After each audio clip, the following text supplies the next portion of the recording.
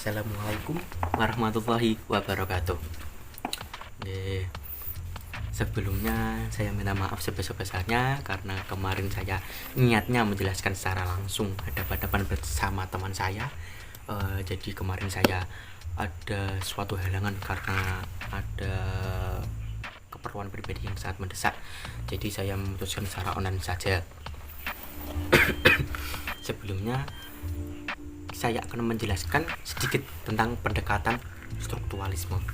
Apakah ada yang tahu tentang pendekatan strukturalisme tersebut? Mari kita gali bersama-sama.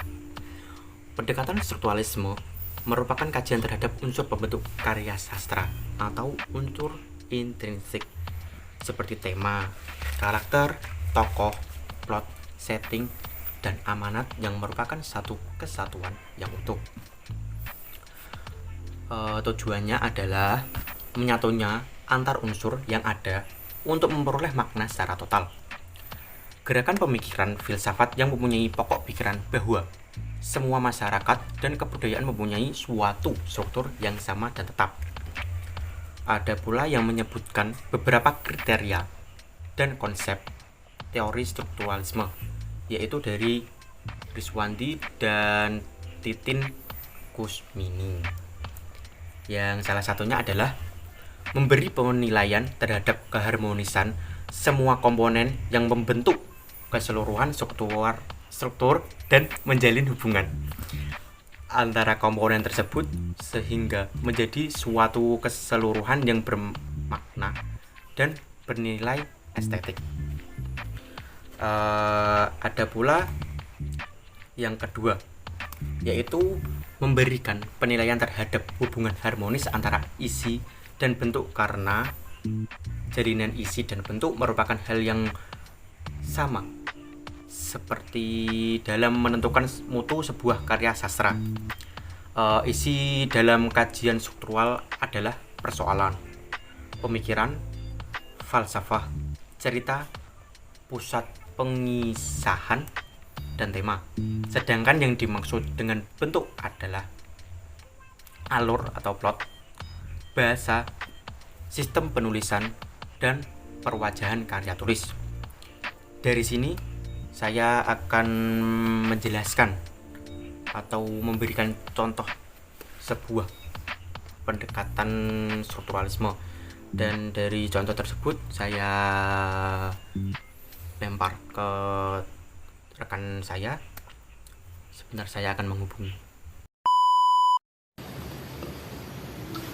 Baik, di sini saya akan memberikan suatu contoh strukturalisme sekaligus analisis nilai moral dalam cerpen berjudul Kembang Gunung Kapur karangan Hasto yang diteliti oleh Parol Jurnal Pendidikan Bahasa dan Sastra Indonesia IKIP Siliwangi dengan beranggota Ratih Sabdiani, Imas Maisaroh, Pipin Firmansyah, dan yang terakhir Dida Firmansyah.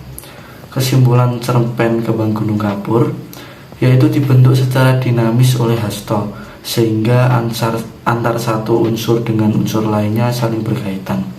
Tema yang diangkat adalah fenomena bunuh diri di sebuah daerah bernama Gunung Kidul. Tema tersebut diperkuat dengan latarnya yang menceritakan Gunung Kidul dan sekitarnya yang berada di Yogyakarta. Teknik pengembangan plot cerpen Gunung Kapur memang terkesan datar. Tidak ada konflik yang memuncak dalam cerpen tersebut. Namun demikian, kaedah pemplotannya cukup baik karena memiliki plausibilitas suspense dan surprise sehingga mendukung keberadaan tema dan unsur lainnya. Di samping keempat unsur-unsur intrinsik tersebut, ada unsur lainnya yang disebut penyudut pandangan. Seno menjadi tokoh yang menjadi pusat pengisahan atau pusat penyudut pandangan dalam cerpen Kembang Gunung Kapur. Benang merah antara sudut pandang dan unsur lainnya ialah dengan menyajikan tokoh Seno yang penokohannya sederhana, serta Tantri dengan penokohan bulat. Kedua tokoh ini terlibat dalam pencarian informasi mengenai sebuah fenomena bunuh diri yang terjadi di Gunung Kidul. Selain keterkaitan antar unsur dalam cerpen Kembang Gunung Kapur, cerpen tersebut juga menyuguhkan unsur nilai moral yang ingin disampaikan Hasto. Seperti telah disinggung sebelumnya, bahwa nilai moral merupakan pesan dari penulis, dapat berupa pesan religius, keagamaan, ataupun pesan kritik sosial. Meskipun semua pesan disampaikan Hasto secara tidak gamblang, pembaca dapat menangkap nilai moral cerpen Kembang Gunung Kapur. Nilai moral yang didapat dari cerpen tersebut satu sisi menggambarkan nilai moral yang tidak patut untuk ditiru, yaitu perilaku bunuh diri. Sisi lainnya mengupas nilai luhur seorang Seno menyayangi neneknya yang hidup di tengah kesepian. Selain itu, relasi sosial yang masih dijunjung masyarakat Jawa disampaikan Hasto dalam cerpen Kembang Gunung Kapur sebagai nilai moral yang patut ditiru. Penyampaian nilai moral secara tidak langsung sebenarnya rentan dengan penafsiran yang berbeda-beda dari setiap pembaca.